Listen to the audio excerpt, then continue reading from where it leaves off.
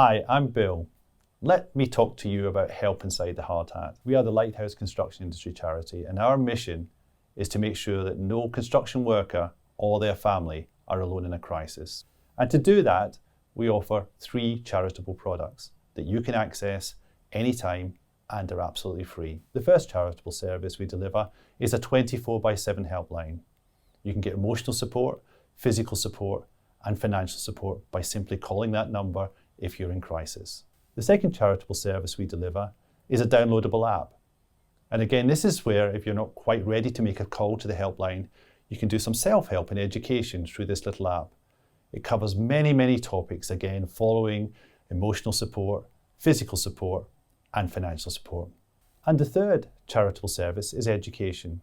We've got quite a wide educational program covering many topics, covering things like building resilience, stress management, work-life balance, or even mindfulness. These are 45-minute sessions that you can register for and get access to at any time. And again, absolutely free. So please, if you're feeling in distress or in any way you need support, please contact us. We're here to help. I'm under so much pressure, everything feels like it's falling apart.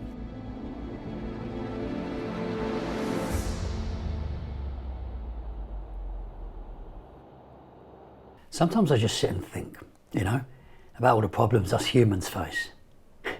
I know it sounds like I'm barking, but it helps. What do I matter?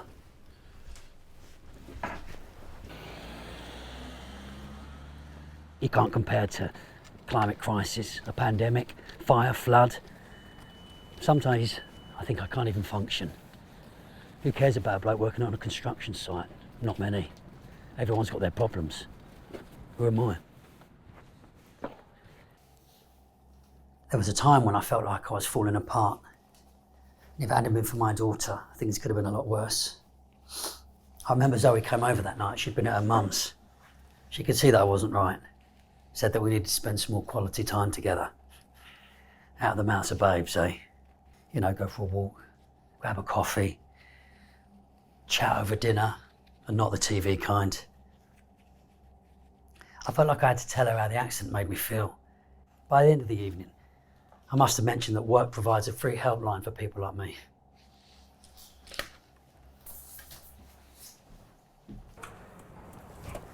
That night on a dog walk, Zoe hands me her mobile and a phone number written on a scrappy piece of paper.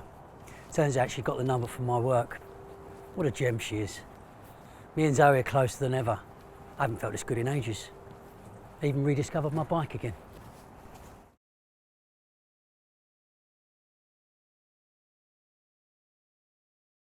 Worrying about feeding my family and paying my bills is keeping me awake at night.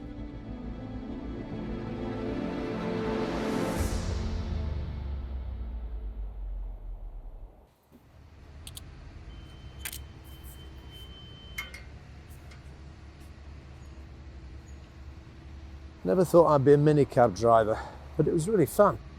Even the punters could be a laugh, especially the right ones. Mind you, it didn't stop the bills from racking up. Even 100 hours a week wouldn't keep up with the debts we had. Gambling didn't help.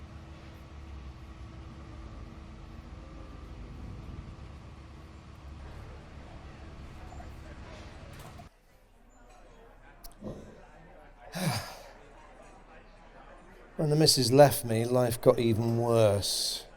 And that's when the nightmares began. And it was always the same old dream. Me getting into the dumper, the female engineer coming out onto the site, and then Chris the banksman on his mobile. Then bang. Even though the investigators cleared me, it was always in the back of my mind I was guilty. I was guilty. It was only a couple of months ago that I got a call from my old gaffer. I've been out of the construction game for almost a year by then. But to his credit, he got me involved back in my old dumper, normal hours and decent pay again. It was my old mate Tyler that took me to one side. Said he'd noticed me making a few bets in my spare time. He gave me this construction helpline number. Me. He must have got me at the right time. But to be fair, he was right. They couldn't have been better, assigned me a caseworker, they've helped me manage my debts, they've even got me saving for a family holiday in the Algarve this year. Oh, and me and Janet, we're actually talking again. Thanks, Lighthouse. I feel so anxious and stressed all the time I can't focus on anything.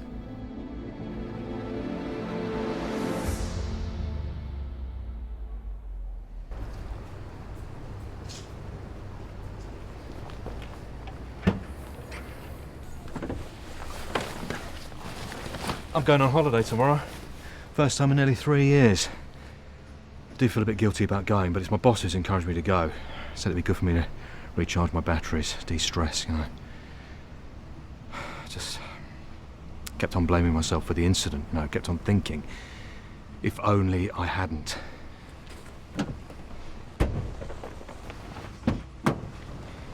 My anxiety had got really bad. I was waking in the night with hot sweats, palpitations, throbbing headaches. It actually got to the point where I was questioning why I was here and she wasn't. I've been 30 years in construction, 15 years as a supervisor. Should be able to cope with anything at all. You know, we just get on with it, right? Except I wasn't. My manager was very supportive, put me in touch with the Lighthouse Club. I don't know what I'd have done without them.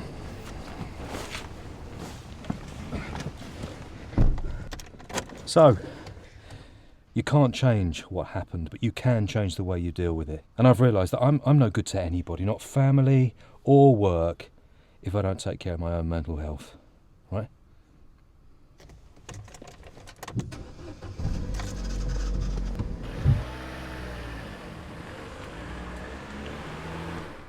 Every day is the same. I'm so sad and flat all the time, I just don't feel like myself anymore.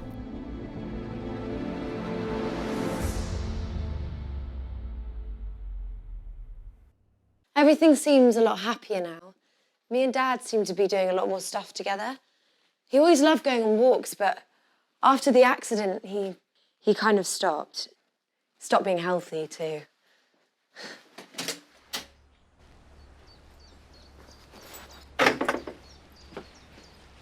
But thanks to the support of the Lighthouse Club, we decided to get a rescue dog, and we go on a different walk each day and talk about all kinds of stuff. I'm so happy I stepped in. As a family, we're not very good at opening up or being completely honest with each other. We tend to just brush it under the carpet. Yeah, but the charity has really helped us. Any problems, we just go and speak to each other openly now. Mum and Dad are even back talking. Next year I'm going to uni and studying psychology. I can't wait. I feel like everything's going to be okay. We've got a lot to thank them for, especially me.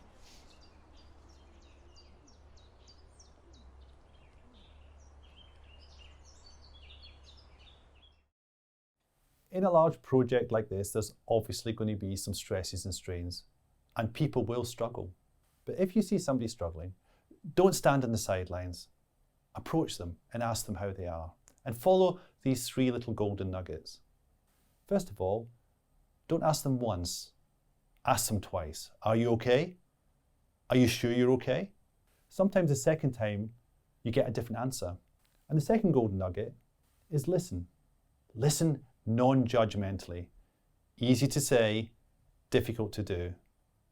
And sometimes a person only needs a listening ear to make them feel better. And the third golden nugget, be kind. There's absolutely no reason to be unkind to a fellow human being. And spontaneous acts of kindness not only help them, it makes you feel good too.